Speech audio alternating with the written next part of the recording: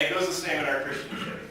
If we're not prepared to deal with the attacks of Satan, if we're not ready to face those things, we're opening that door and we're allowing that opportunity for Satan to sneak in and to set up camp. And then we're going to find ourselves getting manipulated and influenced to act and behave and do things that we don't want, in an action on the behavior that we're not, you look back on and you're a little bit ashamed of because you gave that opportunity to the enemy attacks. And so, I'll tell you a story. It's not the greatest one for me, but it's kind of a fun one. So I'll tell you this story. Because I thought I was pretty prepared for this situation that came up, but wasn't. And that's okay. I had a nickname Batman at work. And it wasn't by choice. I hate bats. But seriously, every week for like 2 months, I was having to catch bats out of somebody's home. I don't know how bats get into houses, but when they do, people don't know anything else but to call the cops. And it always happened when animal control was going. And so, hey, Brian, want to bat? No, I'm really busy doing anything else. Does the taser work on? I wish people are always watching. You take the bat, I know there's probably some felony charge in there somewhere. Yeah. But it would be nice. I have to take my belt off so I'm not having to do any of that. Oh, I'm going to have to think about that. Yeah, so I did. I had this nickname. In fact, in my mailbox at work one day, a stuffed bat showed up in there. And it's totally great. So dispatch got word of this. So I get a call one night. Bat in the house, okay? I know how to deal with bats in houses because I do it all the time now. I hate it, but I can do it. And so our method is, you trap the bat in a coffee can, and you throw a cotton ball with starter fluid on there, and you let him die. He suffocates to death in the coffee can. Okay, Pete is going to kill me if they find out we do this stuff, but that's how we kill that. So, I don't know if you've ever, how many of you have ever been near a bat? Okay, I think they have the face of Cujo and the determination of Dracula, and when they are cornered, they scream. Have you heard the scream? Oh man. I screamed about that high pitch the first time I traveled that, and he started screaming, I was screaming, and thank God I was in a fellow officer's house because that was not a proud moment for me. The pitch of the bat was here, up here, in my screen. So anyway, so I get this call, and then ironically, I went to this call with another female officer. That's who I had gone to her house one night to catch a bat because she wasn't going to do it when she wasn't on duty. And so Stacy and I go to this house, and of course I have a recruit, or actually not a recruit, he became an officer later. He was looking to become a cop, so he was on ride-along with me. So, I'm in impress mode here with this guy. And I'm like, hey buddy, I'm Sean. I'm Sean, I'm Batman, so this is going to be cool, this is easy. And so we get to this house, the lady tells us, look at this bat's down in this hallway in this back area of her house. And I'm like, okay, that's pretty cool. And she had the door closed. She's like, okay, go see, have fun. I'm like, okay. So I open the door. What I do is this long hallway, and at the end, it's like a T-shape, so there's another parallel hallway. And so we get in there, it's like she closes the door real quick behind us, and I'm like, oh, great. And it's kind of dark. There's one little light at the end, and some ambient lighting comes through her glass porch out the back. And so I get in there, and I'm suddenly like, the bat, you can just see it at the end of the hall.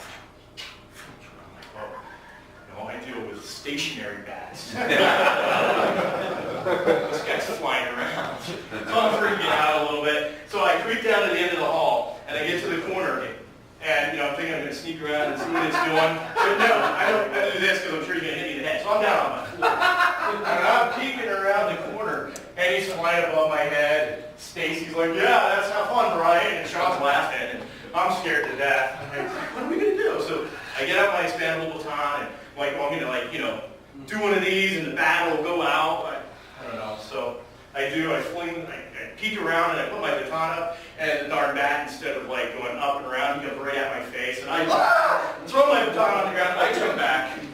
I'm reaching for my baton, put it away. Okay, that was stupid. That's not gonna work. I don't know what to do. I have no clue how to deal with this thing. So I'm looking in this hallway, and she's got this lady that owns her. She actually rented the house. Had all these Rubbermaid containers. And they all had nice big lids. And I'm like, okay, there's a weapon. So, of course, I'm going to walk in the hall, I crawl over, I get the lid off of this thing, and I crawl back, and then I hand Stacy one, and then I go back, and then I get another one, and I come back, and I'm like, okay. good.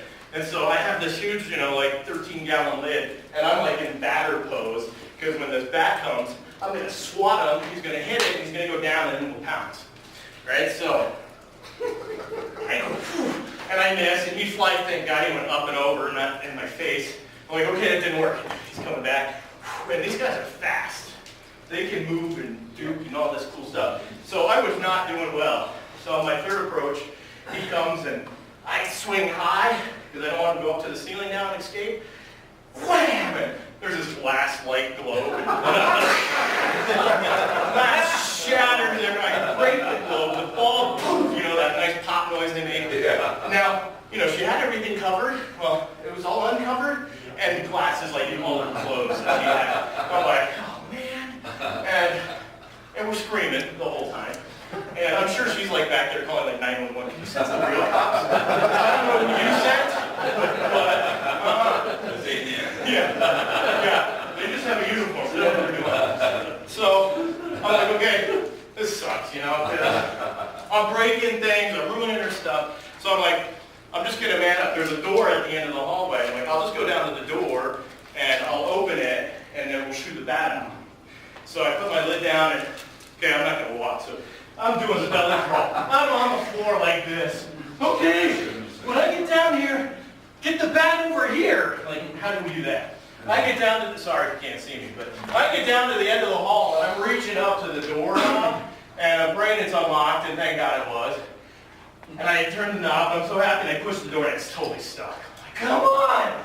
And so I get up halfway, and I'm like slamming on the door, open up! And it gets like an inch, and I'm just holding it. I'm like, get it over here, Stacy! And she's flailing with her lid, and the bat finally flies out. I close the door, I'm like, oh yeah. Yeah, that was really easy. Never thought in a million years I'd have to deal with a flying bat in a stupid little hallway. I was not prepared to deal with that. And that bat, he got the better of all of us. Did Sean leave then after that? What's that? Did Sean leave? He got hired. Yeah. I guess comical value in a job was really clearly one of his key points. So I don't want to do that. So yeah, the fun part was going to face the lady, where they were going out, like, oh, we got the bat. So they went, huh? You guys okay? Yeah. We're good. They offer free counseling at work. I'm okay. I can go see some of that. So they quiet. I heard some crashing noises. I'm like, yeah.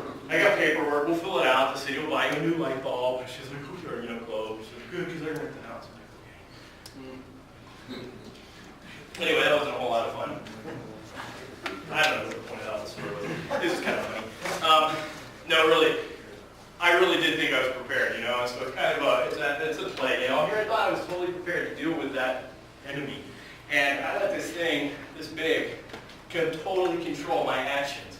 I let the fear that I had of what I assumed was true about that thing to overtake me. And so there was a bunch of lies I was believing, and, tying into your spiritual self. A lot of the lies you believe are these little things, but man, do they have a lot of power over us. These things that can really dominate how we react. And I let that happen. And, it's the same in my personal life. I let those little things totally take over and take control in a way that I'm not proud of. That was not a proud moment for me, nor are some of these battles I struggle with. They're not proud moments. And yet, there's a time that we have to realize that we're gonna have to face those things. And so last night, as we looked at those battles, you start to name them. I want to turn our focus on how to strategize to attack those things. And, even if you are on the floor crawling and you're screaming and you don't know what you're doing, if you have a slight little bit of a plan, God's going to be there. And it doesn't matter where you are in that process, God has got your back, ultimately.